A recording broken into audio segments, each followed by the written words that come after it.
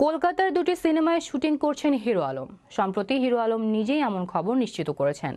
কাজ নিয়ে বেশিরভাগ সময়ই আলোচনায় পড়তে হয় হিরো আলমকে। তবে এবার দেশের বাহিরের কাজ নিয়ে আলোচনায় এই কন্টেন্ট ক্রিয়েটর।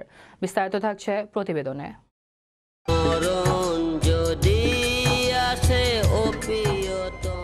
কাজ নিয়ে বেশিরভাগ সময় সমালোচনায় পড়েন বাংলাদেশের ইউটিউবার হিরো আলম। সিনেমা, গান কিংবা রাজনীতির মাঠে সবখানে নিজেকে প্রকাশ করেন তিনি। তবে এবার বাংলাদেশে নয়, দুটি সিনেমায় শুটিং করতে কলকাতায় গেছেন হিরো আলম। ছবি দুটির নাম নীলে গেম, মিয়া ভাই, পরিচালক জামাল উদ্দিন। এই সিনেমাগুলোর কাজ নিয়ে এখন দারুণ ব্যস্ত হিরো আলম। এক প্রতিবেদনে হিরো কলকাতায় সিনেমা করার বিষয়টি নিজেই নিশ্চিত করেছেন। তিনি জানায় 8ই মার্চ থেকে নীলে গেম ছবির শুটিং শুরু করেছেন তিনি। এই সিনেমায় তার সহশিল্পী কলকাতার গুণী অভিনেত্রী অনামিকা সাহা। শুধু তাই নয়, কলকাতায় যে শুটিং করছেন সেটি নিশ্চিত হওয়া গেছে হিরো আলমের সামাজিক মাধ্যম থেকেও। সেখানে নিয়মিত পশ্চিমবঙ্গের অভিনেত্রী অনামিকা সাহার সঙ্গে শুটিংয়ের ভিডিও দিচ্ছেন হিরো।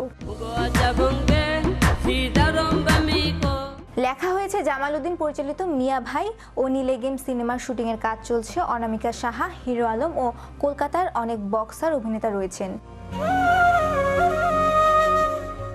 সংবাদ মাধ্যমকে হিরো আলম জানান, অনামিকা দিদির সহ অনেক গুণী শিল্পী আমার নতুন দুটি সিনেমায় কাজ করেছেন।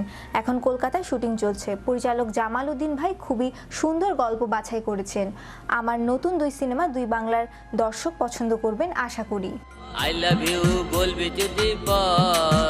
বেশ কয়েক বছর আগে ইউটিউবে গানের ভিডিও মডেল হয়ে আলোচনায় আসেন হিরো আলম। একসময় সিনেমাতে অভিনয় করতে দেখা যায় তাকে। এরপর গান গেয়ে সমালোচিত হন। বিষয়টি নিয়ে আন্তর্জাতিক সংবাদ মাধ্যমেও আলোচনা হয়। পাশাপাশি রাজনীতিতেও ছড়িয়েছেন হিরো। যদিও ভোটের মাঠে সুবিধা করতে পারেননি এই ইউটিউবার। সব মিলিয়ে বারবার সংবাদ শিরোনামে আসেন হিরো আলম।